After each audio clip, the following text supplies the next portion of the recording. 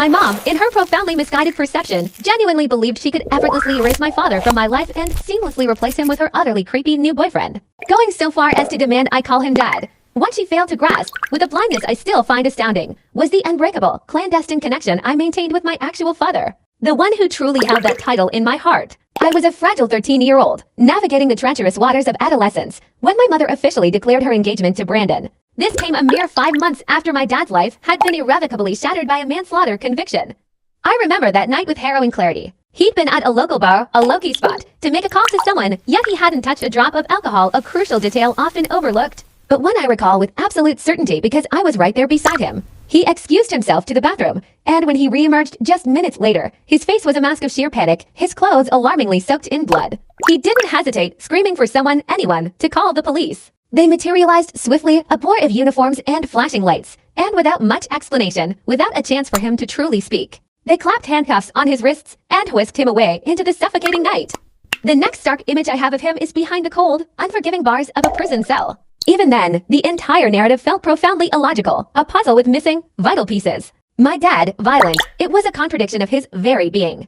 He never possessed a single violent bone in his body. He swore, with a raw, desperate conviction that resonated deep within me, that he didn't do it. And honestly, the way my mom conducted herself in the aftermath of his conviction, it wasn't grief, it wasn't shock, it was something else entirely. Something that gnawed at me and solidified my suspicion. She brought Brandon into our lives with an almost unnerving speed, as if she'd been waiting in the wings for this exact moment. On day one, with a chilling casualness, she introduced him as my new dad, proclaiming that the other one was unequivocally a monster. A murderer from whom I absolutely had to distance myself for my own supposed safety. How could she speak of him that way, at first? Caught in the crossfire of her fierce assertions and my own cherished memories, I was adrift, unsure of what twisted version of reality to believe. But then, 5 months later, when she brightly announced their engagement and, with an insidious smile, instructed me to start calling Brandon daddy, a profound conviction solidified within me. This wasn't about safety, this was about control, about replacement. And at that moment, her manipulative transparency served only to convince me, beyond a shadow of a doubt, of my father's innocence. It was around this precise time that the true horror began to unfurl. Brandon, now firmly embedded in our home, grew disturbingly comfortable, shedding any pretense of politeness. He would sit across from me at the dinner table, his gaze lingering, dissecting me with a slow, deliberate stare as he ate. His voice dripping with an unsettling sweetness when he'd utter phrases like, "My, aren't you growing up so fast? Becoming such a pretty young woman." The words felt like tiny, insidious needles pricking my skin. What was truly sickening, a testament to my mother's terrifying obliviousness or perhaps complicity, was that she actually found his comments sweet, even when I finally mustered the courage. The sheer desperation to confide in her, to tell her for the very first time that Brandon made my skin crawl. She merely dismissed me as dramatic, but the sting of her dismissal was nothing compared to what followed. She must have relayed my words to him, because later that night, as she lay oblivious in her sleep, Brandon silently materialized in my room. He grabbed my wrist, his fingers clamping down with bone-aching force, hard enough to leave angry, purpling marks. His voice was a low, chilling whisper in the dark. "You know what happens to naughty girls who snitch, don't you?" Terrified doesn't even begin to capture the crushing weight of fear that descended upon me, a suffocating blanket of dread. Yet, even in that moment of raw terror, a stark, painful clarity emerged. I knew, with absolute certainty, that confiding in my mother again would be an act of self-betrayal, a perilous gamble. So I swallowed the fear, internalizing his chilling threat, keeping it a secret. It was also around this period of intense isolation that I began harboring another, vastly different secret, a lifeline woven with ink and paper. I started writing letters to Dad. I'd meticulously fold them, camouflaging them between the pages of my thickest textbooks. Then, after school, I'd sneak them into a mailbox from my friend's house, a silent rebellion. Dad, in turn, would respond through the prison's email system, sending his messages to a discreet account I had painstakingly created, completely unbeknownst to my mother. It was our clandestine bridge across the chasm of separation. But things, incredibly, managed to spiral further into darkness on one particular, unforgettable Thursday. I returned home from school, my head still swimming with teenage concerns, only to discover a gut-wrenching betrayal. My mother, without a single word of discussion or warning, had changed my last name on all my school records to Brandon's. "You'll thank me when you're older," she chirped, her voice dripping with an almost perverse certainty, as if she held the keys to my future gratitude. That very night, Brandon, with a sickening air of triumph, invaded my room, ostensibly to celebrate our new real family status. He sat on my bed, the mattress sinking under his weight, a grotesque parody of paternal affection. Then, his hand, heavy and invasive, settled on my thigh, his voice a low, possessive rumble. "You should be grateful, you know, to have a dad who cares." The sheer audacity, the twisting of love and care into a tool of violation, was nauseating. I recoiled, shoving his hand away, then scrambling off the bed and locking myself in the bathroom, barricaded in that small, tiled sanctuary, until I heard the creak of his door. signaling his departure. I remember, with vivid clarity, pouring out the entire horrific incident in a letter to my dad. The response I received from him was unlike any other. It was on real paper this time, not an email, a tangible piece of him held in my hands. And parts of it were tellingly damp, the ink smudged and translucent, almost as if his tears had mingled with the words as he wrote them. That image, that palpable expression of his sorrow and helplessness, nearly shattered me completely. Yet, amidst the crushing despair, a fragile ember of hope flickered the upcoming chance to see him. His birthday was fast approaching, and I recall, with an almost desperate enthusiasm, asking my mom if I could visit him. I know you don't like him, I pleaded, trying to appeal to any sliver of humanity left in her, but it's his birthday, just today, just for a few minutes. Please, but as if scripted by a cruel hand, the answer was a resounding, unwavering no. In fact, what I received was something far, far worse than a simple denial. My mom, with a glibness that still makes my blood run cold, explained that we couldn't possibly visit because that exact weekend Brandon had coincidentally acquired tickets to a car show. And he fully expected us all to go together. Furthermore, with an unsettling specificity that screamed predatory intent, he had requested adjoining hotel rooms for us. When I, still clinging to the shred of hope, reiterated my desire to visit Dad instead, my mother absolutely exploded. "He's a killer," she shrieked, her voice laced with venom. "You are not visiting a murderer." As I, reeling from her verbal assault, retorted that he was innocent, that he was still my dad, Brandon, standing by, coolly backhanded me across the face. The shock, the sting, the sudden ringing in my ears were almost as unbearable as the sight of my mother, utterly silent, watching it all unfold. Not a single word of defense or comfort escaping her lips. What could I do? Powerless, betrayed, I was forced to accompany them that weekend, a prisoner to their twisted charade of family, and it was there, in that hotel, while I was lost in the vulnerable depths of sleep, that the unspeakable, the absolute worst, occurred. Brandon, a shadowy phantom, snuck into my adjoining room. He was reeking of alcohol, his inhibitions obliterated, and this time, he didn't confine his violation to a mere thigh grab. His hand, heavy and invasive, went all the way. The horror, the searing humiliation, the profound sense of being utterly disgusting and defiled. I had never, in my young life, experienced such an annihilating blend of emotions. I remember the journey home, a blur of shattered landscapes, my spirit utterly broken, the pieces of myself scattered and irreparable. To compound the trauma, to twist the knife even deeper, the very week we returned home, my mother somehow unearthed the hidden letters from Dad, my precious, secret lifeline. With a horrifying casualness, she burned them in the backyard, the flames consuming my last tangible link to him, turning hope into ash. And as a final, cruel punishment for my continued communication with him, she took my bedroom door off its hinges, a brazen act of monitoring that stripped me of every last shred of privacy. Of course, Brandon, ever the opportunist, sees this new vulnerability. He would stand there, silhouetted in my doorway in the dead of night, watching me sleep, a silent, terrifying sentinel of my confinement. That, I remember with absolute clarity, was my true breaking point. The very next day, driven by a desperate, simmering rage and an overwhelming numbness, I remember sneaking off into the deserted school library after hours. There, I poured out my soul into an email to the DDA, the district attorney's office. It must have been an hour-long rambling, incoherent torrent of words, making no logical sense, simply a raw, unedited outpouring of everything that had happened, every violation, every fear. I didn't even know what I expected, if I truly wanted anything at all. So profound was my emotional exhaustion. But then, 2 agonizing weeks later, a reply landed in my inbox. It was lengthy, incredibly lengthy, filled with all the right things, reassurances, official language, promises that everything was going to be okay. But amidst the professional prose, one particular phrase, a cryptic question, snagged my attention, a sharp hook in my numb consciousness. Did you check where I said confusion? Thick and immediate, clouded my mind. Check where? A frantic energy surged through me, and I began to scroll, meticulously sifting through every single email my dad had ever sent me. And that's when I found it, a tiny, almost inconspicuous detail embedded in one of his more recent messages, a secret instruction tucked away. Dad had told me to go up to the attic and look behind the radiator. I remember reading that email, vaguely, the day after my heartbreaking plea to visit him for his birthday. I realized, with a painful jolt, that I had been too heartbroken, too overwhelmed by grief and rejection, to read thoroughly, somehow missing this crucial detail. Regardless, a powerful, unwavering mental note was forged in my mind, a renewed sense of purpose. I made a solemn pact with myself. I would wait. Wait until my mom and Brandon went on one of their date nights. That happened. Next week, my hands, trembling almost uncontrollably, gripped the cold metal of the flashlight as I climbed into the suffocating darkness of the attic. Each creak of the old wooden steps echoed eerily, amplifying the silence around me. Behind the bulky, dust-covered radiator, nestled amongst forgotten boxes and cobwebs, my fingers brushed against something unexpected. A small, rather ordinary-looking journal, carefully wrapped in a layer of clear plastic, as if safeguarding a precious secret. My heart hammered against my ribs as I tore open the plastic and found the marked page, exactly where Dad had told me it would be. The date, etched in his familiar, slightly hurried script, was weeks before his arrest, a detail that sent a cold wave of dread through me. And there, in his own handwriting, were the words that would irrevocably alter my understanding of everything. It's been a few weeks since I caught Lauren and Brandon sneaking off into the bar. I don't know how to confront her. The words hit me with the force of a physical blow. I was utterly shocked, reeled back as if struck, trying to reconcile this image with the perfect family facade I thought I knew. My mind reeled, grappling with the betrayal, the hidden lives, the crushing weight of this newfound knowledge. And in that precise moment of profound disorientation, a sound sliced through the heavy silence of the attic, the familiar crunch of tires on gravel, followed by the unmistakable sound of a car pulling into our driveway.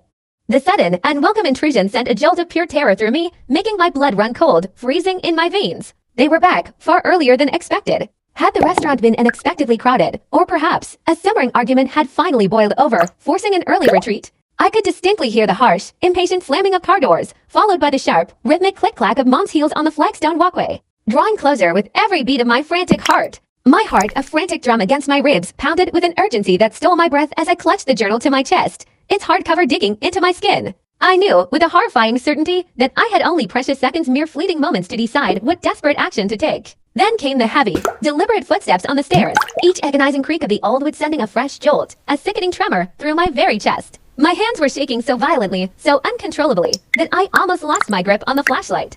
Its beam, a frantic, erratic dancer, bounced wildly across the dusty attic floorboards, revealing swirling motes of dust in its agitated light. In a desperate, split-second decision, I shoved the journal under my shirt, the cool, smooth leather cover pressing uncomfortably against my skin, and scrambled, with an almost feral urgency, toward the attic opening, toward the faint promise of escape. But it was already too late. I was too slow. Just as my outstretched fingers brushed against the rough wood of the ladder, Brandon's head, dark and ominous, appeared through the hole. His eyes, dark and piercing, immediately, unnervingly, locked onto mine, a direct, undeniable challenge. He stared at me for what felt like an eternity, a long, drawn-out moment, his expression utterly unreadable, a mask of shadows in the dim, filtered light of the attic. Was it suspicion, anger, a chilling calm? I couldn't tell. Then, with a deliberate, almost intimidating grace, he climbed the rest of the way up, his broad shoulders barely fitting through the narrow opening, his presence instantly dominating the confined space. I instinctively backed up, pressing myself against the rough, splintered wood of the wall, feeling its uneven texture dig into my spine. The journal, a heavy, incriminating secret, pressed uncomfortably against my stomach under my shirt, a constant, chilling reminder of my perilous situation. He slowly, methodically swept his gaze around the attic, taking in every detail with an unnerving precision. His eyes lingered on the disturbed dust that now hung in the air like tiny, shimmering ghosts, disturbed by my frantic movements. He noticed the displaced boxes near the radiator, the very spot where I had unearthed Dad's hidden things, a silent accusation in his prolonged stare.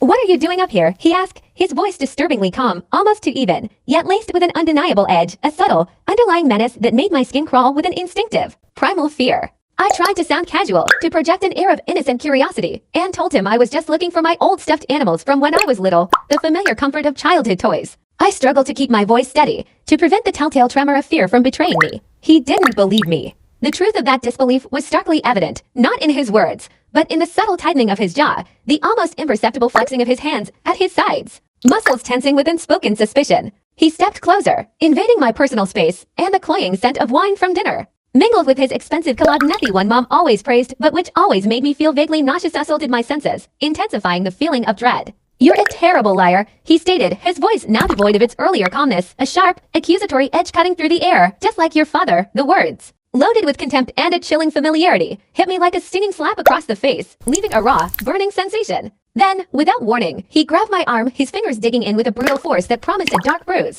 yanking me roughly toward the ladder. I had to instinctively use my other hand, pressing it hard against my body, to keep the journal from tumbling out of my shirt, exposing my secret. Mom was waiting impatiently at the bottom of the ladder, her arms crossed tightly over her chest, one foot tapping a frantic, rhythmic beat against the floor. Her expression was a clear mixture of annoyance and exasperation as she demanded to know why I was sneaking around like some kind of thief in my own house. Brandon, his hand still clamped possessively around my arm, tightened his grip slightly, a silent assertion of control, and stated, "She's probably hiding something." He then casually suggested they search my room, a seemingly innocuous proposal that, to my horror, was accompanied by a chilling flash of something dark. Something truly sinister, in his eyes. Panic, cold and suffocating, seized me. The words tumbled out of my mouth in a desperate, breathless rush. A frantic attempt to deflect and deceive. I just wanted to find my old teddy bear because I couldn't sleep without him.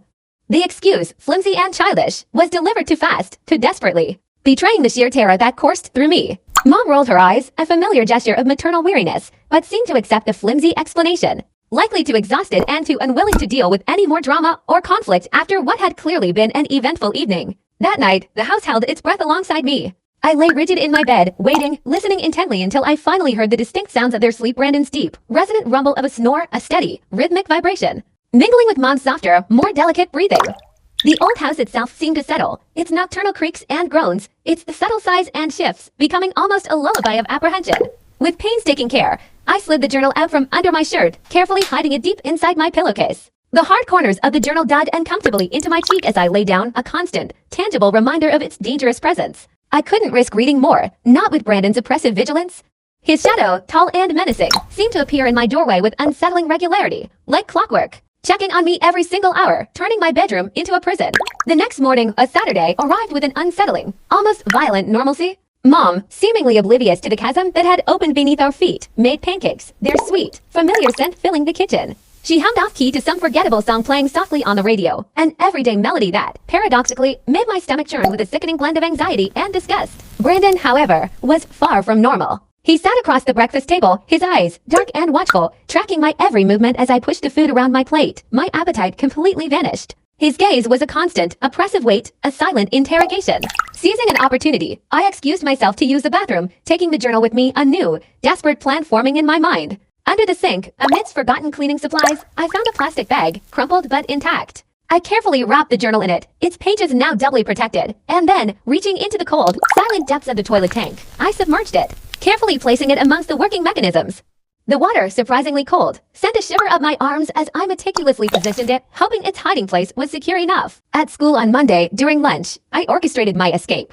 I snuck away to the computer lab, inventing a plausible excuse for my friend's an urgent assignment that simply had to be finished. The room was blissfully empty, save for the soft, consistent hum of the old computers, a mechanical heartbeat, and the rhythmic, almost hypnotic tick of the wall clock, marking the stolen moments of my desperate mission.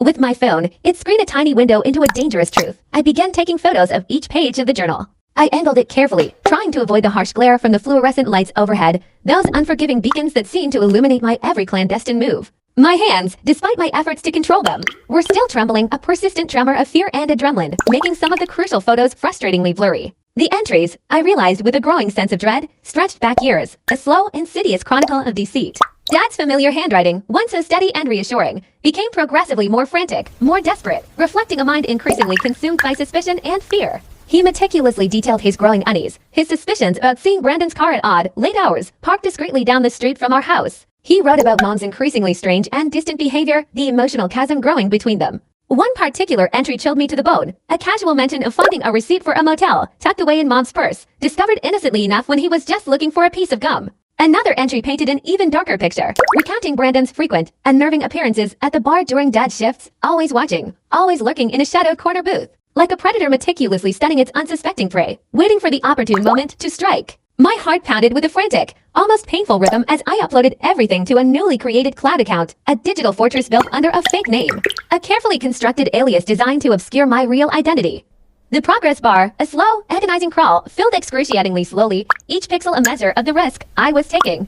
Once the upload was complete, I meticulously deleted all the photos from my phone, not once, but twice, a paranoid double-check to ensure they were truly gone, beyond recovery. I knew Brandon might check it. He had, unsettlingly, been going through my personal things with increasing frequency lately, his intrusive curiosity a constant threat. When I got home that day, the sense of violation was palpable. He was there, waiting, sitting casually on my bed like he owned the place, a silent sentinel of my privacy invaded. He had gone through everything. My drawers, once neatly organized, were now brutally dumped out, their contents strewn across the floor, clothes scattered like fallen leaves after a harsh storm. My mattress was flipped, its box spring exposed, a raw, vulnerable underbelly.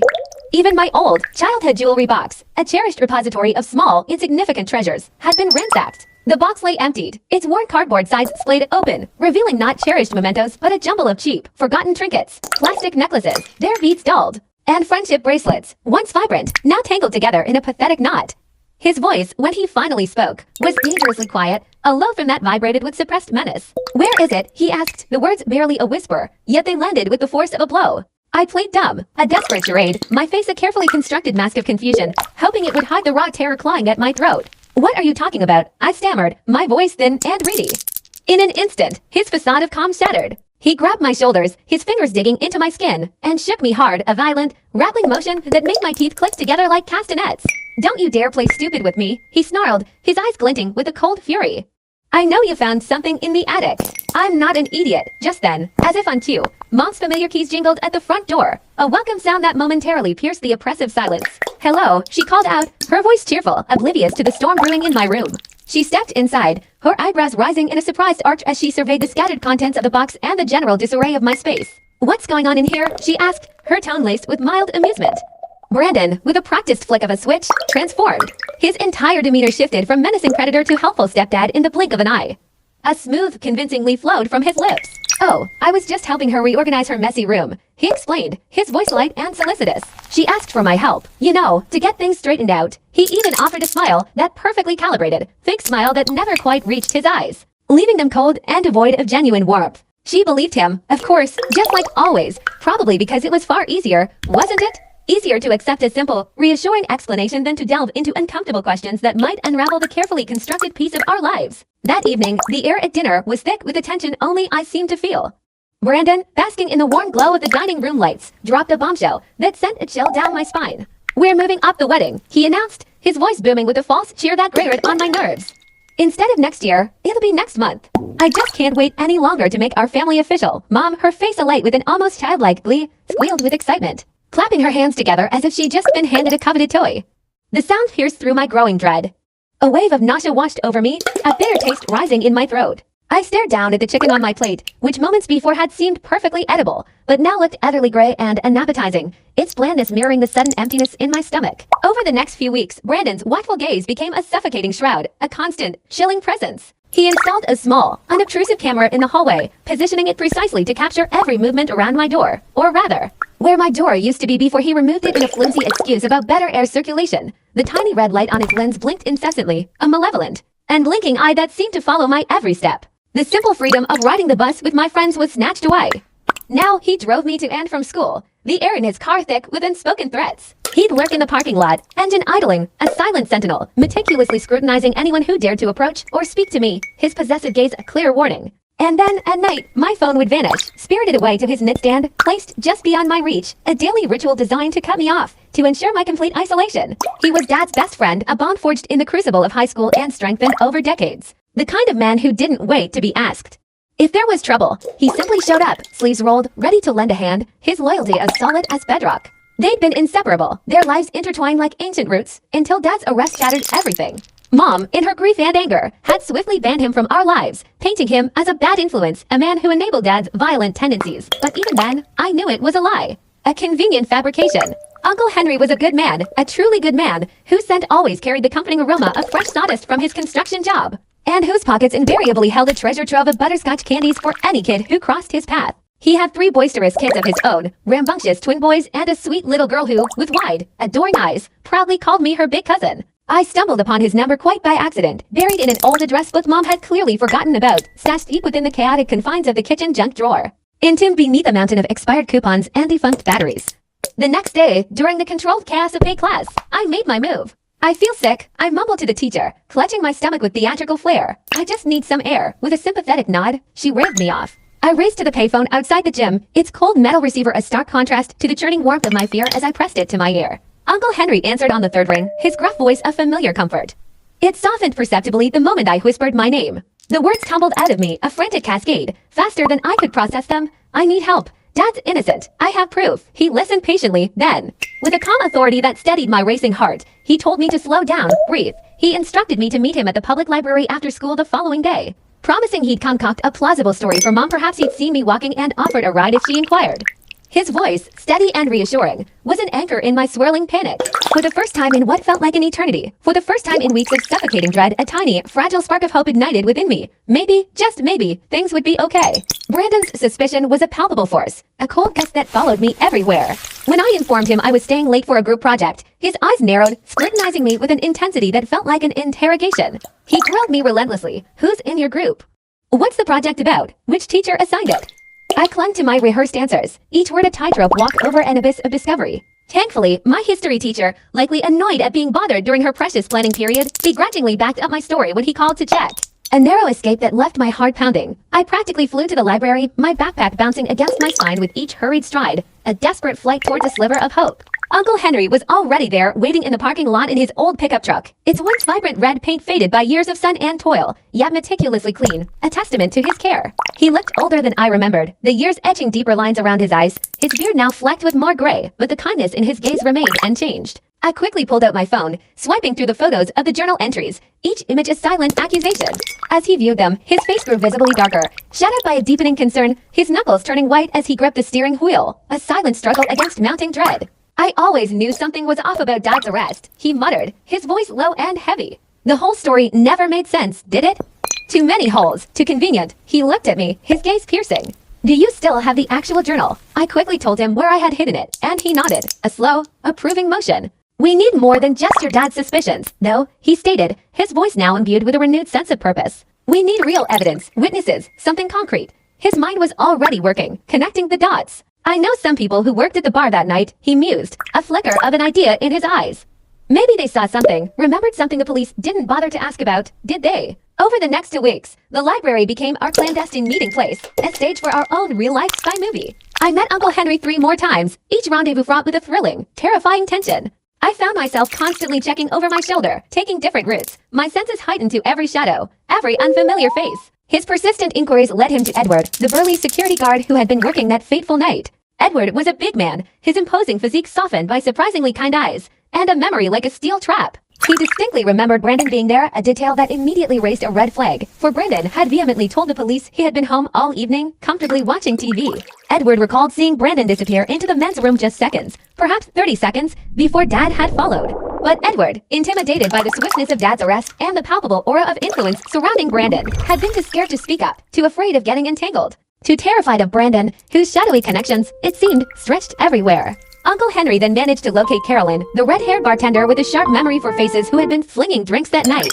Her curly red hair framed a face that held a quiet intensity. She recounted how Brandon had been frequenting the bar for weeks leading up to the incident, always asking about Dad's schedule, always pretending to be friendly. His questions seemingly innocuous but now laced with sinister implications. At the time, she'd merely thought it odd, but dismissed it. People often inquired about Regulus. She vividly remembered Brandon ordering a whiskey neat that night, then slipping away for a significant period just before the body was discovered. It was she who had made the frantic 911 call, her hands shaking so violently she could barely dial the numbers. The true breakthrough, the piece that began to unravel the entire twisted tapestry of lies, came when Uncle Henry talked to Brian, the seasoned bar manager whose weathered hands and perpetually tired eyes told tales of 2 decades running the establishment. Brian was an older gentleman, a fixture of the place, someone who had literally seen everything unfold within those walls over the span of 20 years. He recalled, with a slight furrow of his brow, that they had significantly upgraded their security system just a month prior to the incident, a detail that now carried immense, chilling weight. The police, in their initial investigation, had only bothered to collect the main camera footage, focusing on the obvious. However, Brian, with his meticulous memory, remembered a lesser-known backup system, a discrete camera meticulously recording the entire hallway leading to the restrooms. Crucially, Brian still had those invaluable files, a forgotten treasure trove of potential evidence, languishing on an old hard drive tucked away in his cluttered office. He'd honestly forgotten about its very existence until Henry, my uncle, prompted him, practically jolting his memory. The drive, a relic of older technology, had been gathering a thick, undisturbed layer of dust behind stacks of yellowed, crinkled liquor invoices utterly overlooked for weeks. We convened at Brian's house, an atmosphere heavy with unspoken tension, to finally watch the footage. His living room, a space that felt lived in and real, carried the unmistakable, comforting yet slightly stale scent of cigarettes mingled with freshly brewed coffee. My stomach, however, was far from comfortable. It was a tight, churning knot of anxiety, twisting with dread as Brian, with slow, deliberate movements, connected the old hard drive to his laptop.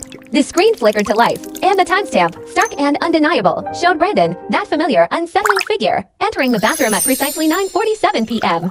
He walked with an infuriatingly casual stride, as if he truly had all the time in the world, oblivious, or uncaring of the horror he was about to unleash or orchestrate. Then, 5 agonizing minutes later, at 9:52 p.m., my dad entered. He probably just needed to use the restroom after his long shift, a mundane, ordinary act that would tragically precede an extraordinary nightmare. Brandon emerged at 9:51 p.m., a full minute before my dad, a detail that screamed volumes. He checked his watch with a practiced, almost theatrical gesture, then smoothly ran a hand down his shirt, as if tidying himself up, perhaps even wiping away invisible traces of his nefarious deed. 1 minute later, at 9:53 p.m., my dad stumbled out, no longer the calm, composed man who had entered. He was drenched in blood, a horrifying crimson tapestry painted across his front, and his voice was a raw, primal scream for help tearing through the quiet hallway. His face was a grotesque mask of pure, unadulterated shock and profound horror, a sight that would forever be seared into my memory. It was clear as day, irrefutable and damning. Brandon had been alone in that bathroom for a crucial 4 minutes. More than enough time. More than enough time to make a quick, whispered call to an accomplice. More than enough time to meticulously set up a cruel, calculated frame job. Uncle Henry, his hands surprisingly steady and methodical despite the gravity of the situation, copied the footage onto multiple USB drives, creating redundant backups. He looked at me, his eyes serious and resolute, explaining that we needed to be excruciatingly careful about how we handled this explosive discovery. We couldn't just rush to the police, not yet. Why the caution? Because Brandon, with his insidious charm and shadowy connections, might have friends, even favors owed to him, within the force. We needed to construct an absolutely airtight case first, one that would leave no room for doubt or manipulation. He instructed me, with a quiet urgency, to act completely normal at home, to not betray a single hint that we knew anything, that this devastating secret was now our burden. It was, without a doubt, the hardest, most gut-wrenching performance I'd ever been forced to put on. But Brandon, that cunning predator, must have sensed something amiss. Perhaps my acting was indeed subpar, my fear too palpable. Or perhaps, and this was far more likely, he was simply deeply paranoid, a trait common among those who live in the shadows. He started becoming noticeably more aggressive, his demeanor shifting from subtly menacing to openly threatening. One suffocating night, he slunk into my room, his presence a chilling shadow. He sat heavily on my bed, the mattress audibly dipping under his weight, a stark physical reminder of his intrusion. The hallway camera, I realized with a fresh wave of panic, wouldn't have caught him from this angle. He spoke, his voice a low, dangerous growl, telling me he knew I'd been sneaking around with Uncle Henry. Someone had seen us at the library, he asserted, probably one of his ever-present buddies, those shadowy figures who seemed to materialize everywhere Brandon's influence extended. Then came the chilling ultimatum. If I didn't immediately cease whatever clandestine activities I was engaged in, Mom might get hurt. He then elaborated, his voice eerily casual, as if discussing the most mundane weather patterns. That accidents happen all the time. People fall downstairs, cars mysteriously develop brake problems, gas leaks can occur. I understood. I understood the thinly veiled threat with terrifying clarity, felt it settle in my chest like a cold, immovable stone, chilling me to the bone. I was absolutely terrified, my heart hammering against my ribs, but I forced myself to maintain a semblance of calm, focusing on keeping my breathing slow and even, trying not to give him the satisfaction of seeing my fear. At our next clandestine meeting, I recounted the harrowing encounter to Uncle Henry, whispering every word even though we were completely alone. The silence of our surroundings amplifying the weight of my fear. His jaw tightened. He said, his voice now imbued with a new sense of urgency, that we needed to move faster, much faster. He'd already been in discreet contact with Dad's lawyer, carefully presenting him with our shocking discoveries. That night, an eternity stretched before me. I waited until the clock's red digital numbers glowed 3 a.m., watching their agonizingly slow change with a desperate patience. Finally, I crept out of my bed, my bare feet silent as ghosts on the carpet, making my way to the bathroom. With trembling hands, I carefully retrieved the journal from its hiding place in the toilet tank, the protective plastic still intact, ensuring its contents remained perfectly dry. Dad's words, his truth, were safe for now. I slipped it into my backpack, zipping it securely into the inner pocket, nestled among my school books. But when I emerged from the bathroom, a spectral figure blocked my path. Brandon, standing in the hallway like a malevolent ghost. He asked what I was doing up, his eyes glinting with a predatory intensity in the oppressive darkness. I clutched my stomach, feigning illness, muttering that I felt sick. He stared at me for an uncomfortably long moment, his gaze piercing, scrutinizing every inch of my facade, before finally, mercifully, letting me pass. I felt the prickling sensation of his eyes on my back, burning into me, all the way to the sanctuary of my room. The next morning, the chilling reality hit. My backpack was gone. A wave of ice washed over me. I found it, not in my room, but brazenly displayed in the kitchen. Its contents, now shockingly empty, spread carelessly across the table. Brandon sat there, smug and triumphant, the journal lead open before him, as he flipped through its pages with an exaggerated, theatrical interest. Mom was beside him, her face a pale canvas of confusion and disbelief. Brandon, with his insidious cutting, had already begun weaving his toxic narrative. He told her I'd been writing fantasy stories about him, that I was disturbed, that I desperately needed help. He then began pointing to specific entries, his finger stabbing at the pages with a malicious glee saying, "Look how she's trying to copy your husband's handwriting. See how she mentions you and me together? This is clearly her sick fantasy about breaking us up." Mom's initial confusion gradually curdled into a furious anger as Brandon continued his relentless verbal assault, skillfully interweaving his calculated lies with just enough twisted truth to make them terrifyingly believable. Mom, utterly blindsided and manipulated, believed him. Her voice, usually soft, was now sharp with disappointment. She accused me of making up lies about Brandon, calling it sick, and expressed her dismay that she thought I was dealing with Dad's absence better than this. I desperately tried to explain, my voice trembling, that it was Dad's journal, but she wouldn't listen, her mind already poisoned. She retorted that I was obviously forging Dad's handwriting to frame Brandon because I couldn't accept him as my new father. She concluded, with a chilling finality, that I needed therapy, perhaps even a special boarding school for troubled teens. Brandon, seizing the opportunity, smoothly suggested that his cousin ran one in another state, painting it as very strict, very isolated, and good for fixing problem children who told lies and caused trouble. The casual, almost pleasant way he delivered this veiled threat sent a sickening chill coursing through my veins, making my blood run cold. I felt the invisible walls of the room closing in around me, the entire world spinning slightly, my breath catching in my throat. Later that day, at school during lunch, I spotted Uncle Henry's familiar truck in the parking lot. I scrambled inside, collapsing into the passenger seat, and instantly broke down, sobbing uncontrollably as I poured out every terrifying detail of what had transpired. He listened intently, then reassured me, his voice a steady anchor in my swirling chaos, that we still had the footage.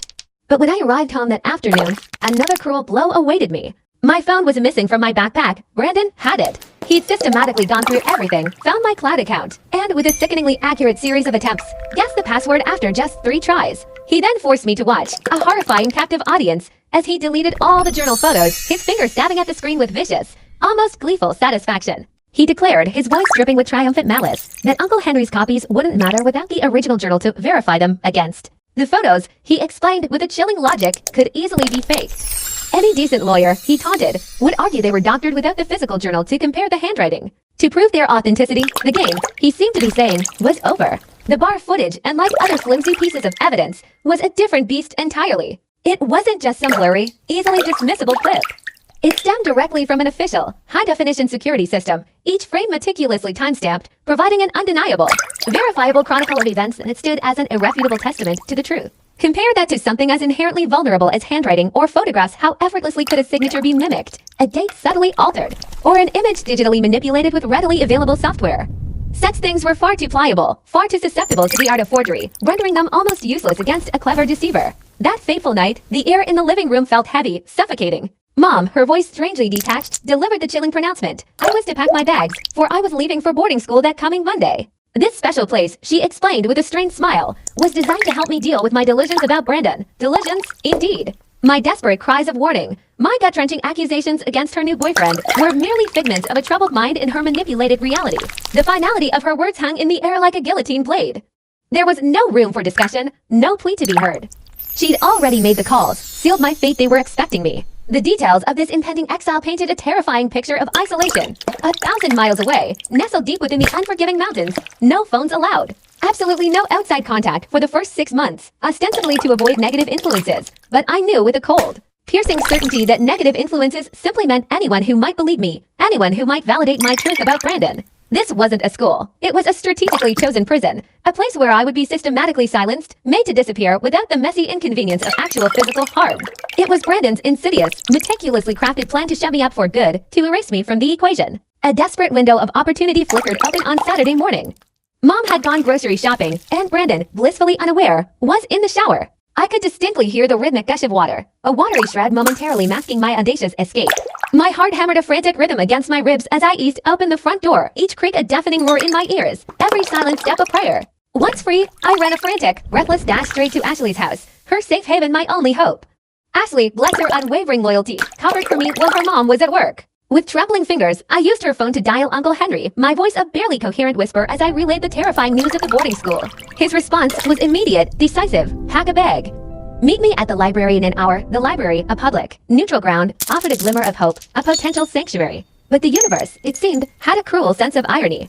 As I slipped back into my own home, relief quickly curdled into icy dread. Brandon was already there, perched on the front steps, his hair still damp from the shower, a chilling sentinel. He'd noticed I was gone. The moment he saw me, his face contorted into a mask of pure fury. He grabbed me by my hair, a searing pain blooming across my scalp as he dragged me inside, my feet scrambling uselessly against the floor. Mom wasn't back yet. I was utterly alone, vulnerable. He hurled me against the wall with such brutal force that a framed picture clattered down, shattering the illusion of domestic tranquility. You've ruined everything, he spat, his voice laced with venom. He ranted about how relentlessly he'd worked, how meticulously he'd laid his plans, only to have them jeopardized by a bratty kid. His eyes glinted with a terrifying coldness as he declared that Dad deserved to rot in prison, revealing with chilling nonchalance that he'd been orchestrating this elaborate charade for months, long before that fateful night at the bar. Mom, he sneered, was so pathetically easy to manipulate, so desperate for any scrap of attention after Dad had been forced to take on 2 jobs just to keep their heads above water with the mortgage. A desperate, almost defiant urge for confirmation welled up within me. Why did you call that man in the bathroom? I asked, needing to hear him articulate his monstrous truth. Brandon's laugh was a harsh, ugly sound, devoid of any genuine mirth. He dismissed the man's death with a wave of his hand, saying the poor soul was simply in the wrong place at the wrong time. He then, with a chilling pride, began to unravel the meticulously woven tapestry of his crime. Brandon had initially entered the bar's restroom with a specific, sinister purpose, to plant a bloody knife he'd carefully prepared beforehand. One already smeared with traces of Dad's fingerprints from our kitchen back home. But then, the unsuspecting victim, a man clearly hammered and less inhibited, had inadvertently seen Brandon placing the incriminating weapon near the sink. He started asking questions, getting too close to the truth, a proximity that proved fatal. So Brandon, without a flicker of remorse, had to silence him quick and messy using that very same knife, ensuring no loose ends. Then, the pieces of his diabolical puzzle fell perfectly into place. When Dad, ever the helper, walked in minutes later, drawn by the commotion, it was, in Brandon's twisted mind, perfect. The blood was still horrifyingly fresh. Dad's compassionate, instinctive attempt to aid the victim, to staunch the bleeding, inevitably left his fingerprints on everything, cementing his apparent guilt. And in the ensuing chaos, Brandon, with practiced ease, had seamlessly pocketed the actual murder weapon, the one he'd used to kill, leaving in its place a different knife, another one he'd prepared, but one that could never be traced back to him. A truly ingenious, utterly depraved maneuver. What he didn't realize, however, was that every chilling word, every smug confession, was being meticulously captured. Ashley's phone, a small, unassuming device, was hidden deep within my pocket, its record button silently pressed even before I'd walked back into the house. Brandon, blinded by his own towering arrogance, didn't notice. He was far too engrossed in his self-congratulatory monologue, ranting about his supposed brilliance, how he'd worn gloves, how he'd obsessively studied the bar's schedule for weeks to ensure his flawless execution. His grand narrative continued, revealing that after Dad was gone, marrying Mom was simply smart business. She had a substantial life insurance policy from her job at the hospital, and I, her dependent child, would be worth even more in Social Security benefits should something happen to her. He rattled off scenarios for Mom's convenient demise with chilling nonchalance. Maybe a car accident, maybe a fall, maybe she'd just get sad and take too many pills. Each possibility was delivered with a casual air that belied its utter depravity. It was precisely then, in that horrifying moment of cold, calculated revelation, that Mom walked in. She'd returned early, a mundane twist of fate, having forgotten her wallet. She heard everything. Every single chilling word Brandon had just uttered. Her face, in an instant, drained of all color, turning ashen white as paper. The grocery bag slipped from her grasp, oranges tumbling and rolling across the kitchen floor, a vivid metaphor for her suddenly shattered world. Brandon spun around, his expression shifting from smug confidence to panicked horror as the realization of his catastrophic mistake dawned on him. He stumbled over his words, trying to backtrack, to gaslight, claiming I'd merely made him angry, that he didn't mean it, that he was just trying to scare me straight. But Mom had heard enough. The heavy, blinding veil of deceit that had shrouded her for months had finally, irrevocably lifted. As Brandon took a step toward her, a predatory glint in his eyes, she instinctively recoiled, backing away, her hand reaching behind her, seeking something, anything for protection. Her voice, though trembling, was firm. Get out. Brandon, still in denial, scoffed, dismissing her reaction as overreacting. But Mom's hand had found its purchase. She snatched a gleaming kitchen knife from the block, its sharp blade reflecting the harsh kitchen light, and pointed it at him. Leave, she commanded, her voice regaining a steel she hadn't possessed in months, or I'll call the police. Brandon laughed, a derisive snort. You wouldn't dare, he sneered, confident in her fear of social ruin. Too much scandal, too much shame. What would the neighbors think? But something had fundamentally shifted. Mom's hand, as she held the knife, was rock steady. For the first time in what felt like an eternity, for the first time in months, I saw glimpses of the Mom I used to know, the fierce protector who chased away my nightmares. The gentle soul who kissed my scraped knees better. Brandon saw it too. The sneer vanished from his face, replaced by genuine fear. The mask, so carefully constructed, finally dropped completely, revealing the raw, calculating malevolence beneath. He hastily grabbed his keys and wallet from the counter, but before exiting, he turned, his eyes burning with a dark promise. This isn't over, he seethed, a chilling warning. He then began to unravel her past, her vulnerabilities, her secrets, attempting to weaponize them. I know too much about you, he hissed. About the affairs you had before Dad when you were first married. About the money you stole from Dad's savings to cover your shopping debts. His voice dropped to a menacing whisper. If you go to the police, I'll destroy your reputation. Then, with a final violent flourish, he left, slamming the door with such force that the windows rattled violently and the remaining picture frames clattered to the floor, shattering the last vestiges of our broken home. Mom collapsed onto the cold kitchen tiles, a heap of raw grief and terror. Her body shook uncontrollably with ragged sobs. I sat beside her, reaching for Ashley's phone, and quietly played the recording. She listened to Brandon's chilling confession again, her face crumbling further with each horrifying word. Through her tears, she kept repeating, I'm so sorry. I was so stupid. I failed you and Dad both. I urged her, insisted, that we needed to call the police now, but she was paralyzed by Brandon's threats, terrified of losing everything, her reputation, her fragile sense of security. Knowing her fear, I instead called Uncle Henry. He arrived within minutes, a USB drive clutched in his hand, containing the irrefutable bar footage. We gently guided Mom to the kitchen table and began to lay out the mountain of evidence. The journal entries I painstakingly saved, the incriminating screenshots, Uncle Henry's meticulous collection of security footage capturing Brandon's movements, and the notarized witness statements he diligently gathered. Mom retched violently, throwing up when the full, nauseating weight of the truth finally hit her. She had been sharing her bed with her husband's killer for months, and worse, she had been planning a wedding with him. The realization was a devastating, visceral blow. Finally, in that moment of profound horror and clarity, she agreed. We had to call the police. Two detectives arrived shortly after, their demeanor professional yet genuinely kind. They offered Mom a steady stream of tissues, their voices gentle and reassuring as they spoke to me. They listened intently, their expressions grim, as they played the recording. They meticulously replayed Brandon's chilling confession, scrutinizing every nuance of his voice, every flicker of emotion on his face, multiple times, searching for any inconsistency, any telltale sign of deceit. The grainy bar footage, projected onto our humble laptop screen, became another crucial piece of the puzzle. They painstakingly reviewed every second, witnessing Brandon's unsettling entry into that fateful bathroom, a moment now recontextualized as the prelude to a heinous act. With forensic precision, their gloved hands delicately lifted my journal, now a vital piece of evidence, from its resting place. Its worn cover, filled with my private agony and suspicions, was handled with an almost reverent care, signifying its immense weight in this evolving narrative. A sigh escaped one detective's lips as he confessed, almost offhandedly, that annoying uncertainty had already been lingering in the shadows of Dad's case. We'd been having doubts, you know, he admitted, a quiet acknowledgement that the initial narrative had always felt incomplete, a tapestry with missing threads. The original forensic analysis, though seemingly conclusive at the time, had always presented subtle, disquieting discrepancies, pieces that stubbornly refused to align perfectly. Yet, the relentless, suffocating pressure to close the case, to provide a swift resolution to a grieving community, had been an undeniable force, pushing logic aside. But Brandon's chilling confession, laid bare in stark detail, acted like a master key, unlocking every previously obscure chamber of the investigation. Every nagging question, every inexplicable anomaly suddenly clicked into place with horrifying clarity, forming a complete and utterly damning picture. That very night, with the weight of this new, irrefutable truth pressing down, an urgent arrest warrant was issued for Brandon.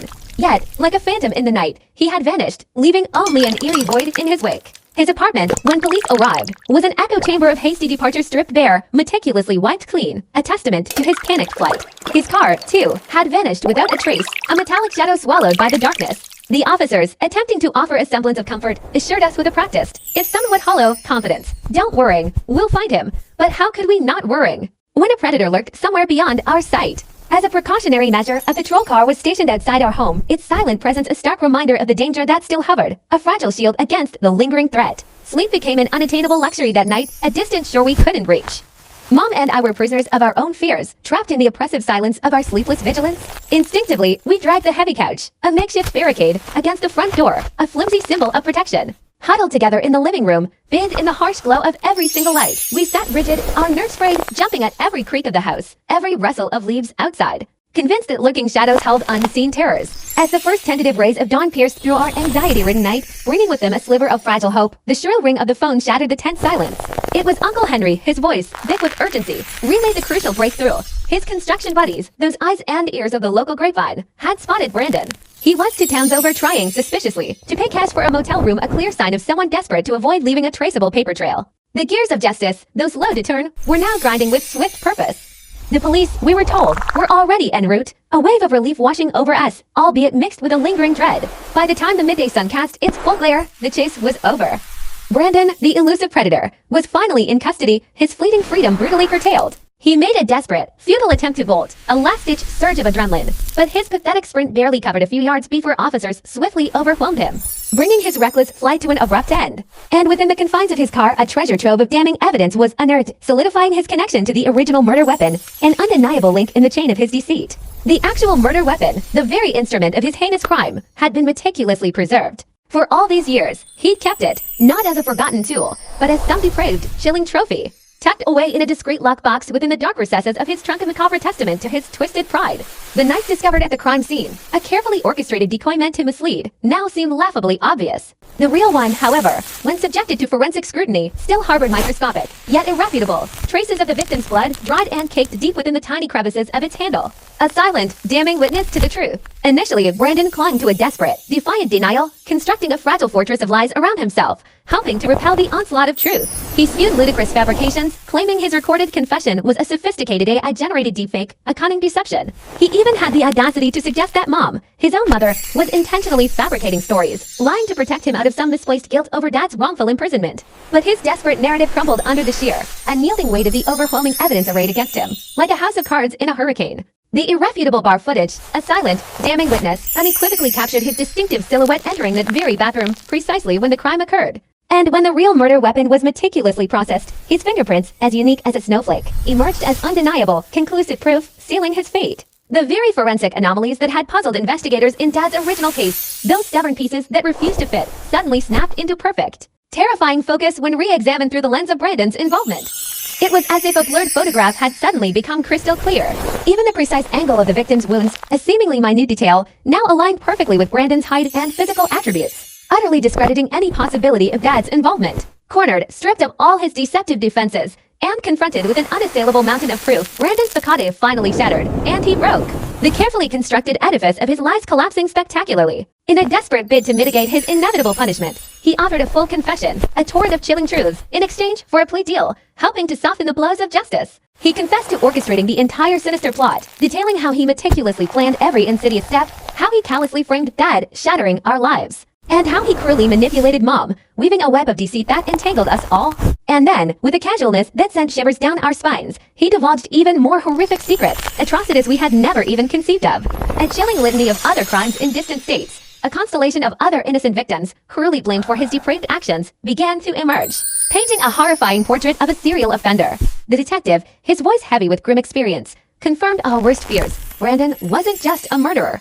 He was a cunning, systematic serial predator, an insidious phantom who had evaded justice for years, seamlessly migrating from one unsuspecting community to another, always preying on the most vulnerable women, often single mothers, with children. With this seismic shift in evidence, Dad's lawyer moved with lightning speed, filing an emergency appeal, demanding immediate reconsideration of his clients and just conviction. The judge, faced with the undeniable weight of the new evidence, reviewed the entire, now irrefutable, case and, without hesitation, ordered Dad's immediate release. A beacon of long-awaited justice piercing through the darkness.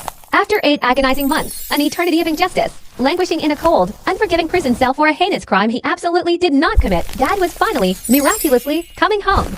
The words themselves felt like a gentle balm on our raw wounds. Mom and I, a silent, trembling duo, embarked on the solemn journey to pick him up, each mile feeling both interminably long and dizzyingly fast. The car ride was cloaked in a profound, almost sacred silence, punctuated only by the faint, distant melody of the radio, a soft counterpoint to the tumultuous emotions churning within us. Mom, a portrait of quiet, overwhelming relief, wept continuously, her shoulders shaking steadily as she repeatedly dabbed at her swollen, red-rimmed eyes with crumpled tissues, tears of sorrow and joy intertwining. I, on the other hand, was utterly speechless, my throat constricting with an insurmountable lump of emotions: relief, anger, profound sadness, and an immense, almost suffocating love.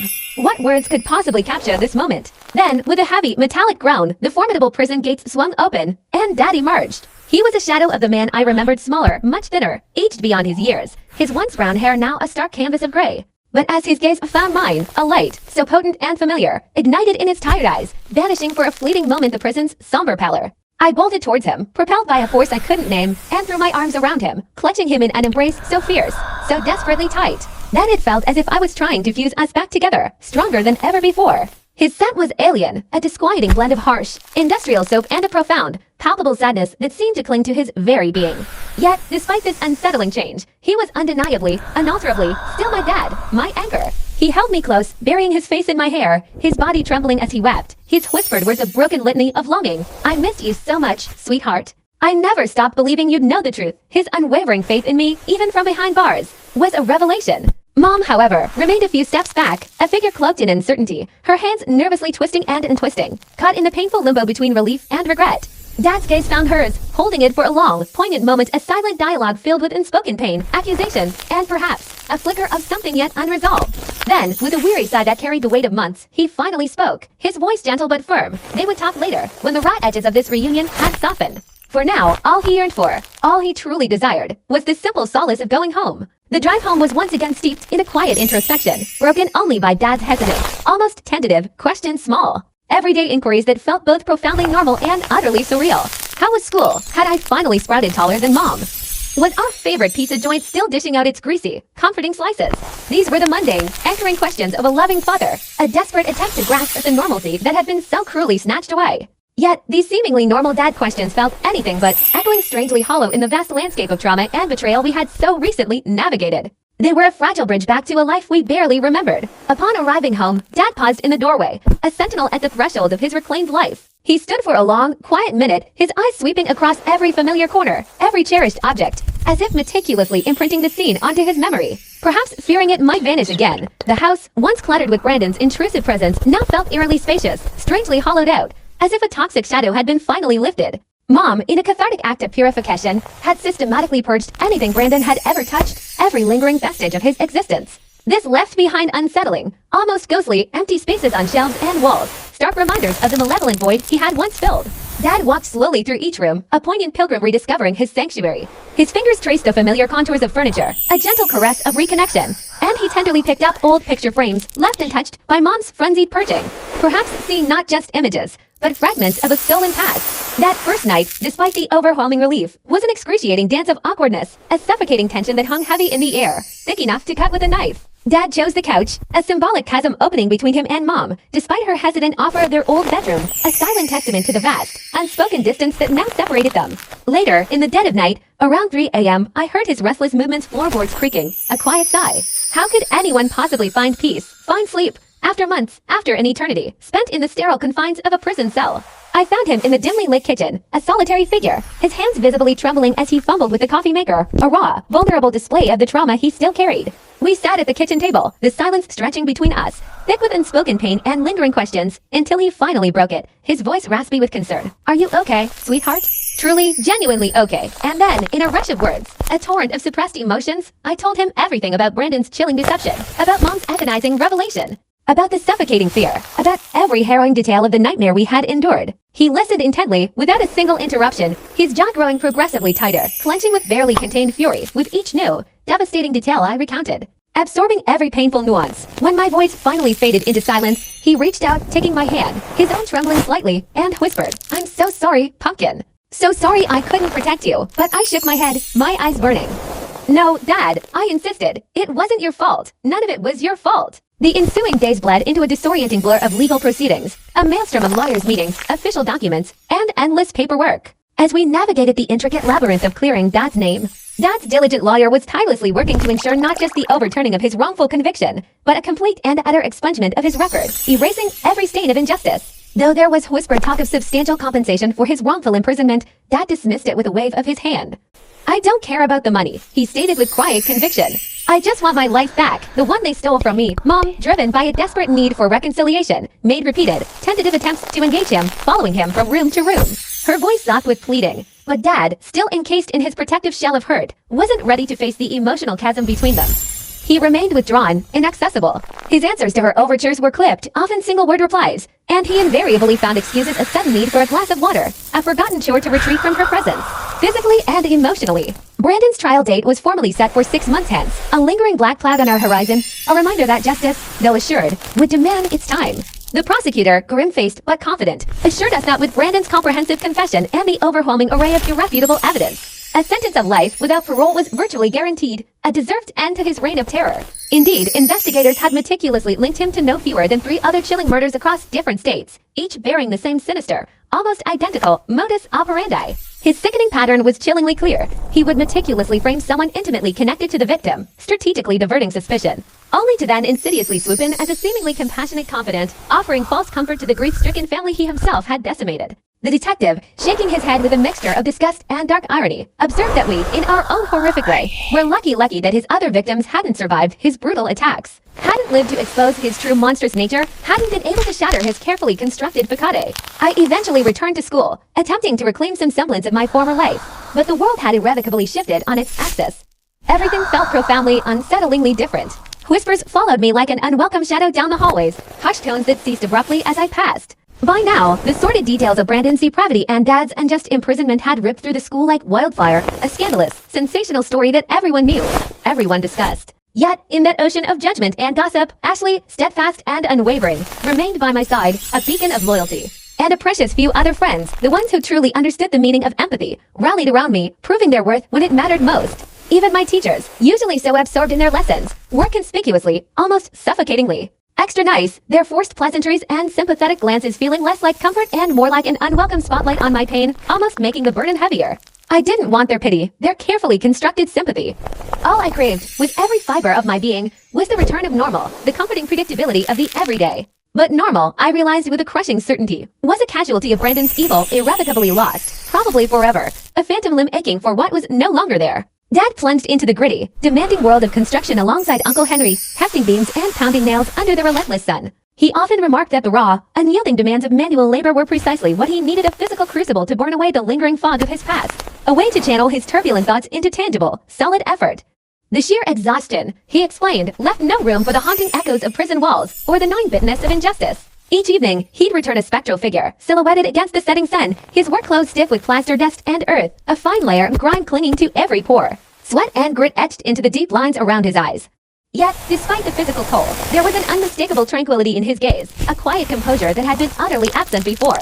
The frantic energy that had once pulsed beneath his skin now seemed to have dissipated, replaced by a weary but settled peace. Beyond the catharsis of physical labor, Dad was also diligently attending sessions with a therapist, not just any therapist, but a specialist uniquely attuned to the devastating psychological fallout of wrongful conviction trauma. This was a man who understood the profound betrayal, the deep-seated paranoia, and the corrosive erosion of self that years behind bars for a crime you didn't commit can inflict upon a soul. He was helping Dad navigate the labyrinthine corridors of his mind, scarred by a justice system that had failed him so spectacularly. Dad remained characteristically reticent about the details of these private dialogues, his sessions a sacred, unspoken space. However, the tangible evidence of their efficacy was undeniable, unfolding quietly in the subtle shifts of his daily behavior, as if a silent, agonizing weight was slowly, painstakingly being lifted from his spirit. Gone was the instinctive, violent flinch that had previously seized his body whenever a door slammed unexpectedly, a visceral reaction born from years of hypervigilance in a hostile environment. And the incessant, ritualistic checking of locks, a desperate, almost superstitious attempt to regain control in a world that had betrayed him, had also begun to subside, replaced by a growing, if fragile, sense of security. Yet, just 2 weeks after Dad's release, as a fragile semblance of normalcy began to tentatively re-emerge, Mom made her own move, a departure cloaked in a quiet, unsettling finality. She relocated to a small, nondescript apartment on the opposite side of town, citing an urgent need for space to figure things out. This vague declaration, however, felt less like a quest for clarity and more like an emotional retreat, a desperate attempt to distance herself from the wreckage she'd helped create, grappling with her own incomprehensible complicity and the immense burden of guilt. And honestly, a profound sense of relief washed over me, a feeling I almost felt guilty admitting. The atmospheric pressure whenever she and Dad occupied the same room was utterly suffocating, a palpable, invisible wall of unspoken accusations and raw, unaddressed hurt. It felt like living in a vacuum, every breath a struggle, every moment pregnant with unresolved grief and simmering resentment, threatening to explode. Her betrayal, despite whatever insidious manipulation Brandon might have woven around her, felt like an irreparable gash, slicing through the very foundation of their shared life. It was a chasm too wide to bridge, a wound too deep to ever truly heal. There are simply some ruptures, some profound violations of trust, that irrevocably alter the landscape of a relationship, leaving behind scars that no amount of time or effort can fully erase. Can a broken vase ever truly be whole again, even if you piece it back together? She extended a tentative invitation, asking if I might want to spend some nights at her new apartment, a fragile attempt to mend our fractured connection. But I refused without hesitation, my voice firm despite the underlying ick. My unwavering loyalty, my fundamental need, was to be right there beside Dad, a silent pillar of support in his reconstruction, sensing his own profound vulnerability and my vital role in his healing process. Precisely a month later, the formal, crisp legal documents arrived, the divorce papers, sealing the official end of their marriage. The ultimate dismantling of a life they had painstakingly built together. Dad, with a weary sigh that spoke volumes, signed them without even a cursory glance at the legalese, his pen moving with a decisive, almost desperate swiftness. It wasn't about the terms or the details. It was simply about bringing a definitive, agonizing closure to a chapter that had become unbearable, severing the last official thread to a past steeped in betrayal and sorrow. Mom, in what felt like a desperate, tangible act of atonement, relinquished everything without contest. The house, once the vibrant backdrop of our family life, became solely Dad's. The family car, a symbol of their shared journey, remained with him.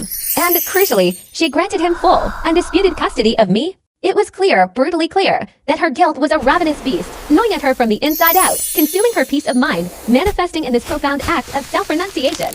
She, too, sought solace and understanding from a therapist, embarking on her own painful journey inward, a torturous attempt to unravel the tangled threads of her own psyche. desperately seeking to comprehend how she could have been so utterly blind, so shockingly susceptible to Brandon's insidious machinations, and ultimately, so tragically complicit in Dad's suffering. Flickers of pity would occasionally pierce through my hardened resolve, brief moments where I might feel a pang of sorrow for her evident torment. But these nascent feelings of sympathy were invariably, ruthlessly extinguished the moment my mind replayed the chilling tableau. Her choosing Brandon, that manipulative monster, over Dad, over her own husband, over her own child.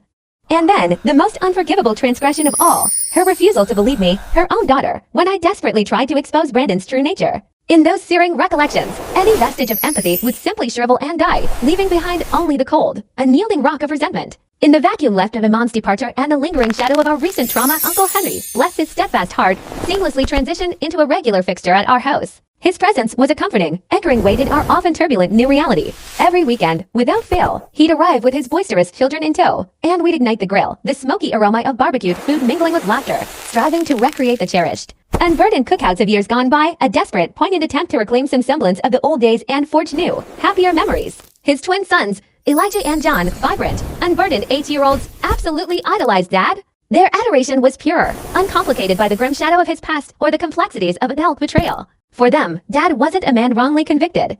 He was simply the charismatic giant who could effortlessly spiral a perfect football through the air and weave hilarious, captivating stories that made their eyes light up with wonder. Their innocent admiration was a potent balm for Dad's wounded spirit, reminding him of the simple, unadulterated joy he could still bring. Deborah, Uncle Henry's daughter, was exactly my age, and our bond formed with a remarkable, almost instant, ferocity. We connected on a profound, unspoken level, to young women irrevocably marked by the sudden, brutal upheaval of our family structures. She carried her own quiet scars. Her mom had inexplicably vanished from her life when she was just 10, leaving a void that she too was still learning to navigate. This shared understanding, this mutual empathy for lives suddenly turned inside out, cemented our friendship into something deep and resilient. Just 3 short, turbulent months after Dad had finally walked free, the legal machinery, slow but inexorable, ground forward again. It was my turn to face it, to stand before it. I was summoned to testify at a crucial pretrial hearing, a chilling precursor to Brandon's eventual trial, where my words would bear immense weight. The prosecutor, a formidable woman with an unyielding gaze, explained that my testimony was paramount. It would serve as a critical bulwark, she stated, against any desperate attempts by Brandon's defense team to portray him as mentally unfit or somehow coerced into his heinous actions, ensuring he would face the full, unmitigated force of justice.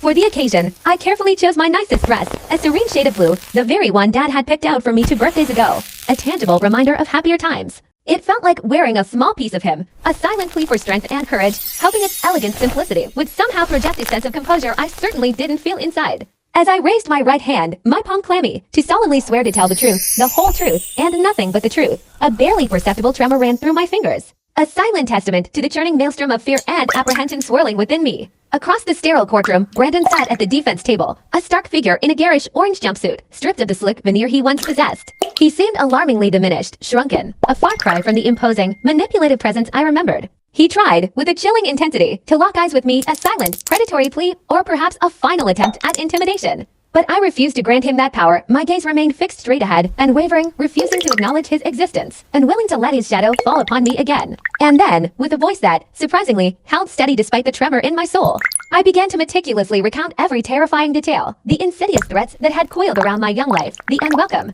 violating touches that had stolen my innocence, and the chilling, unforgettable night at the hotel, each memory an agonizing shard of glass I had to articulate for the court. The dam finally broke when I had to describe the gut-wrenching moment of finding Dad's journal, those precious, heart-wrenching entries from prison. The words caught in my throat, a tidal wave of grief and anguish overwhelming me, and I dissolved into uncontrollable sobs, tears streaming down my face, my voice utterly failing me. The judge, recognizing the raw, visceral pain, compassionately called a recess, allowing me a moment to compose myself. Dad, agonizingly, wasn't permitted in the courtroom, deemed a potential witness himself, a rule that felt cruelly unfair in that moment. But Uncle Henry was there, a solid, reassuring figure in the gallery. As I struggled to regain my composure, his eyes met mine and he offered a subtle, yet immensely powerful, thumbs up. It was a silent, potent message, a lifeline across the room. You are brave. You are strong. You can do this. His unwavering belief was a much-needed anchor in my stormy sea of emotions. Brandon's slick-suited lawyer, a master of deflection, launched into his cross-examination, attempting to dismantle my testimony, to paint me as nothing more than a confused, impressionable kid. He posed insidious questions, dripping with feigned concern, subtly implying that perhaps I had simply misunderstood Brandon's intentions, insinuating my youthful imagination had exaggerated or fabricated the truth.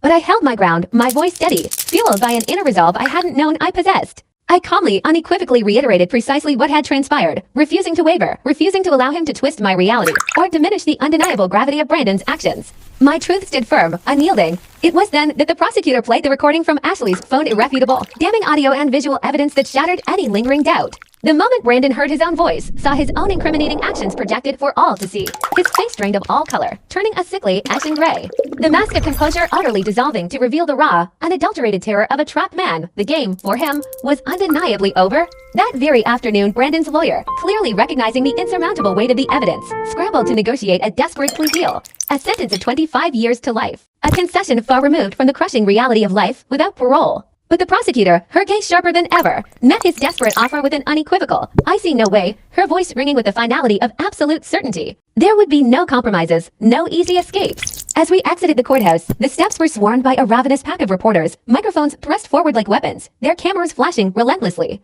A cacophony of questions assaulting us. Dad, his jaw set, instinctively enveloped me, his body a formidable shield against the invasive media onslaught as we navigated the jostling crowd, pushing our way through the clamoring throng toward the sanctuary of Uncle Henry's waiting truck. They yelled questions, callous and insensitive, about forgiveness, about moving forward, about how it felt to finally see Brandon, the monster, reduced to a cowering figure in chains. Their queries, though perhaps intended for a soundbite, felt utterly hollow, entirely missing the profound, visceral agony of our reality.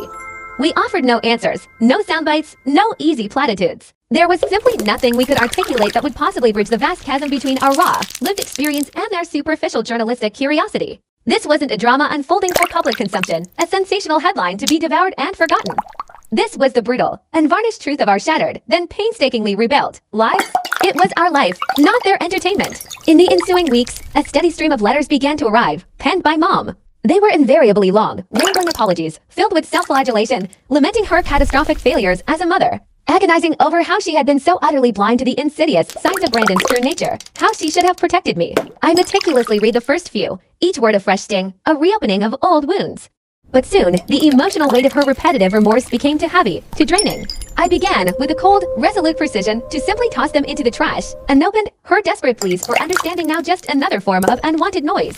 A ghost of a past I was determined to leave behind. Dad, with his profound capacity for empathy and his hard-won understanding of inner peace, gently suggested that perhaps, one day, I should consider forgiving her not for her sake, he emphasized, but for my own emotional liberation. But I wasn't ready. The wound was still too raw, the betrayal too deep. A chilling thought sometimes whispered through my mind. Perhaps I would never be ready, that some scars were simply too profound to ever truly be softened by forgiveness. She had, after all, unequivocally chosen a monster, a predator, over her own flesh and blood, over her loyal husband, over her vulnerable daughter. And for some transgressions, some profound, heart-shattering betrayals, the path to forgiveness feels utterly, irrevocably blocked, perhaps forever.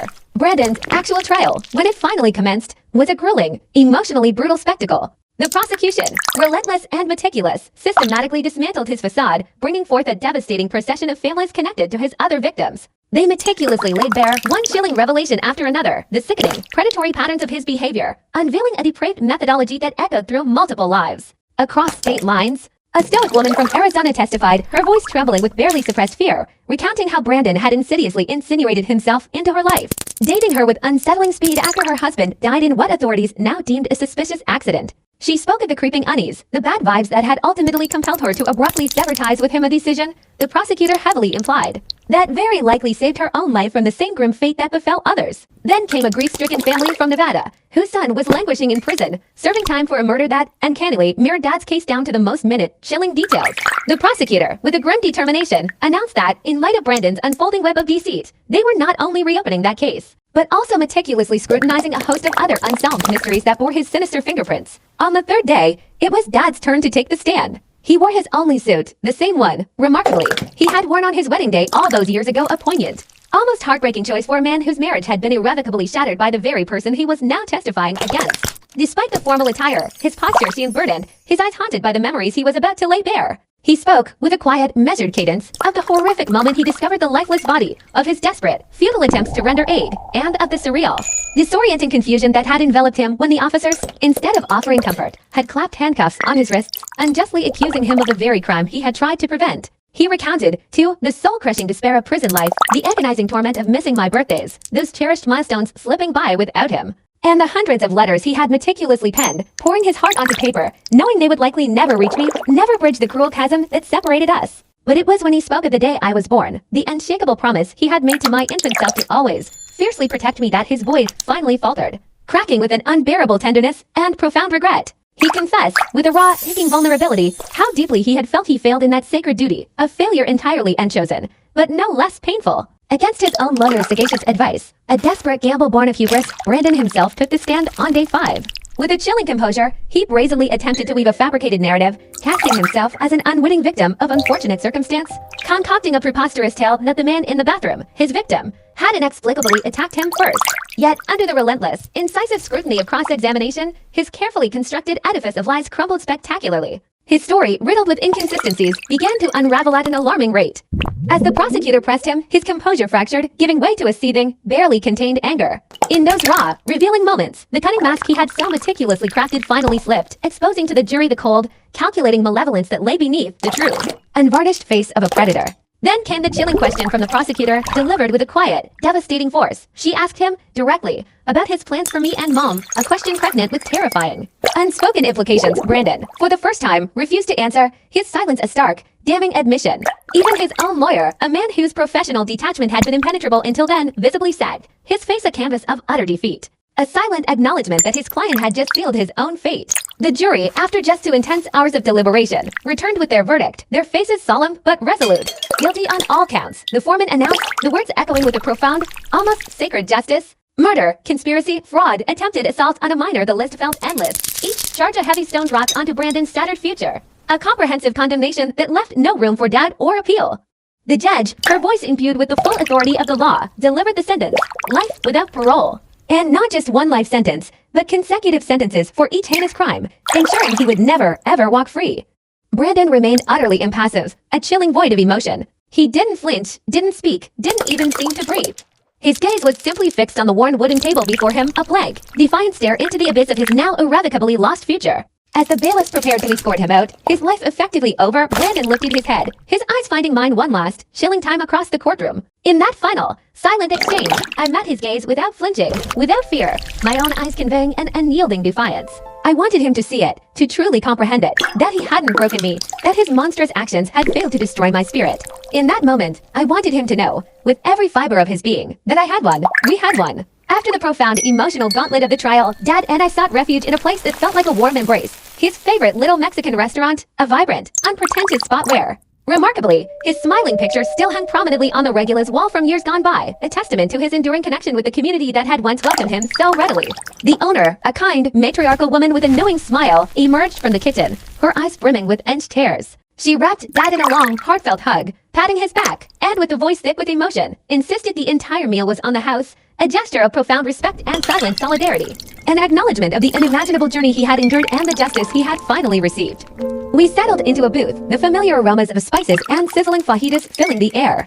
We ate in a comfortable, profoundly shared silence, punctuated only by the clinking of forks. Both of us were utterly exhausted, drained to the very core of our beings, yet enveloped by an overwhelming, almost sacred sense of relief. The fight was over. The suffocating weight had finally lifted, leaving behind a fragile but undeniably hopeful quiet, a space where we could, at last, begin to truly heal, together. The long ordeal was finally over, truly, irrevocably, mercifully over. The grim certainty that Brandon would spend the remainder of his days confined within prison walls settled over us, a harsh but necessary foundation upon which we could, perhaps, begin the arduous task of rebuilding our shattered lives. The very next week, Mom appeared at our doorstep, a tentative, almost ghost-like figure. But Dad, his face a mask of resolute finality, wouldn't allow her past the threshold. He spoke to her, his voice devoid of warmth, through the flimsy barrier of the screen door, which suddenly felt like an impenetrable wall separating to different universes. She was desperate, attempting yet another apology, pleading for family counseling, a belated, almost ironic gesture after all the destruction. But Dad's response was sharp, unyielding. No, he stated, his voice a low rumble. That ship, he metaphorized, its sails torn and hull breached, has failed beyond repair. She needs to move on, and so do we. His words hung in the air, heavy with the weight of ench tears and unspoken betrayals. She cried then, deep, rocking sobs that shook her slender frame, her voice degenerating into ragged pleas. Yet, Dad stood firm, an immovable pillar of granite. I watched the agonizing tableau unfold from the shadowy safety of the stairs, a strange, chilling void where my emotions once churned.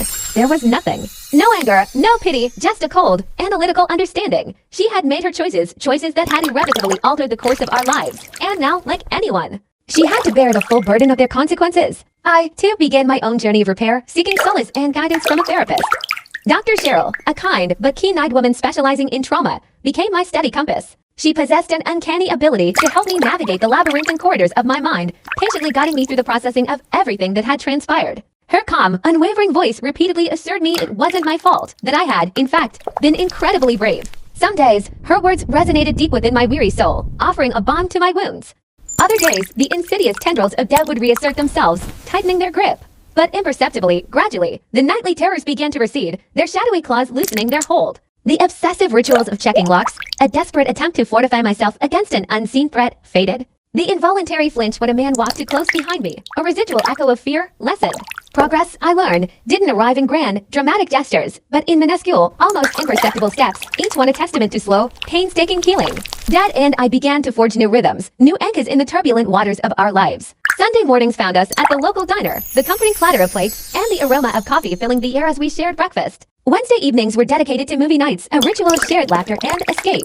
Saturdays were for assisting Uncle Henry with his never-ending projects, a therapeutic blend of manual labor and easy companionship. We talked more than we ever had before, about everything and anything school, burgeoning friendships, the vast, uncertain landscape of the future. He even gamely attempted to assist with my math homework, despite openly admitting it wasn't his strongest suit, a small, endearing gesture of his unwavering commitment. He was there for every school event, his booming cheers at my decidedly mediocre clarinet performances often drawing amused glances, a loving embarrassment I wouldn't trade for anything. We were, in our own quiet way, learning how to be a family again, just the two of us, redefining what that sacred word meant. About 6 months after the trial's conclusion, a flicker of something new entered Dad's life. Carolyn, the sharp-witted bartender who had bravely testified on his behalf, began to frequent our orbit.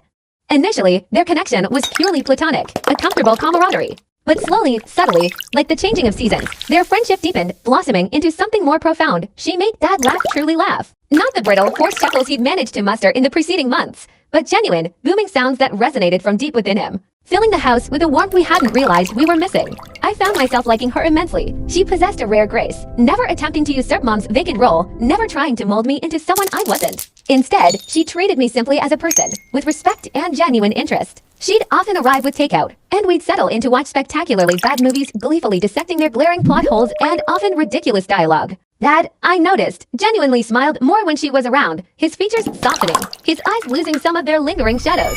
Mom, eventually, ceased her attempts at contact. A chance encounter with Ashley's mom delivered the news she'd moved to another state, helping to start afresh in a place where no one knew her story, where the echoes of her past wouldn't haunt her. Part of me, the empathetic, perhaps naive part, hoped she would indeed find a measure of peace. But another colder part of me, forged in the crucible of betrayal, simply didn't care. She had been so easily swayed, so quick to replace Dad with a monster. Had Brandon, in his cunning depravity, recognized that specific vulnerability in her from the very beginning? Was that, perhaps, why he had targeted our family, seeking out a crack in our foundation to exploit and ultimately destroy? The questions lingered, unanswered. A year after the whole agonizing ordeal, a measure of practical justice arrived.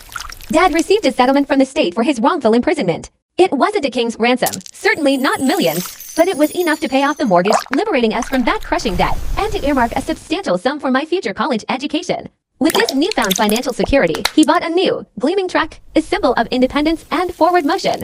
He took a much-needed vacation to the serene quiet of the mountains, finally allowing himself to breathe again, to truly live. Yet, even with his settlement, he continued to work in construction. He often spoke of its honesty, a quality he deeply cherished after being ensnared in a web of deceit. You either build something right, he'd often say, his calloused hands gesturing, or you don't. No room for lies, no space for manipulation. That spring, I turned 15. Dad, perhaps subconsciously overcompensating for all the birthdays he'd missed while unjustly imprisoned, threw me an exuberant, memorable party. Uncle Henry's boisterous family was there, their laughter filling the air. Carolyn, now a constant, cherished presence, moved effortlessly among the guests. Even some kids from school, drawn by the vibrant chaos, made an appearance. We had a bounce house, a slightly ridiculous amenity for a gathering of teenagers, yet no one complained.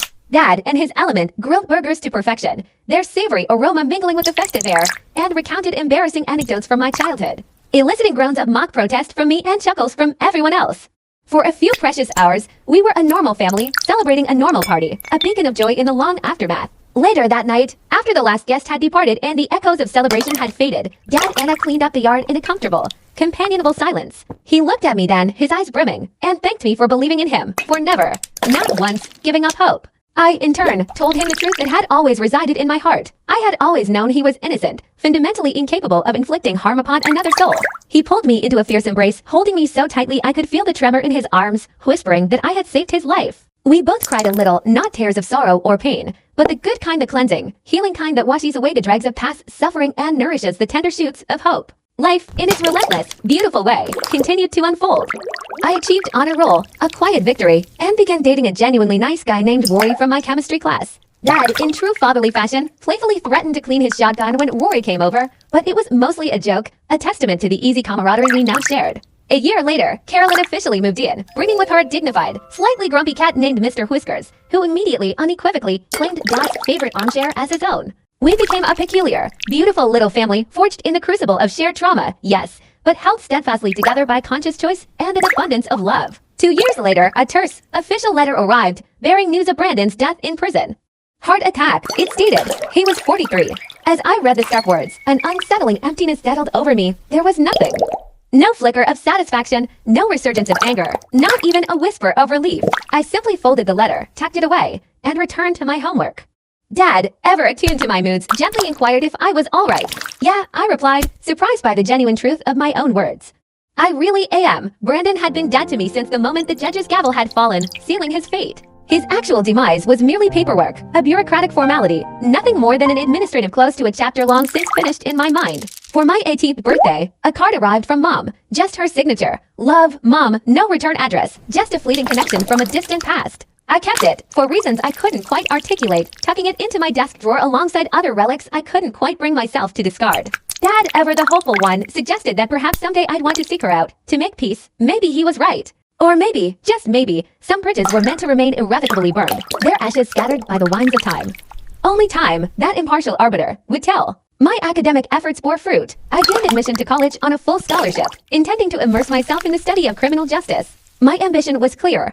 Perhaps I could become a lawyer, a champion for other families torn asunder by the devastating power of lies, a beacon of truth in the darkest of times. Dad, predictably, cried openly at my graduation, his face streaked with happy tears, much to my mortified embarrassment in front of everyone. Carolyn, camera in hand, snapped a million pictures, her smile as wide as the ocean, while Uncle Henry's family cheered robustly from the bleachers, their pride a palpable force. This was my chosen family, the unwavering core that had stood by me when every other aspect of my world had irrevocably fallen apart. The night before I departed for college, Dad and I settled onto the porch swing, watching the silent, ethereal dance of fireflies illuminating the twilight. He spoke softly, telling me how immensely proud he was of the young woman I had become, a testament to resilience forged in the fires of adversity. I, in turn, told him I loved him, a simple truth that held the weight of 1,000 unspoken emotions, assuring him he was, without a doubt, the best dad anyone could ever hope to have. We then simply sat, bathed in the comforting cloak of silence. No further words needed. We had not only survived the worst thing imaginable, but we had emerged stronger, more connected, more whole. That, we both knew, was more than enough. Looking back now, I sometimes find myself drifting into hypotheticals, wondering about the road not taken. What if I hadn't stumbled upon Dad's journal that fateful night, its pages whispering dangerous truths?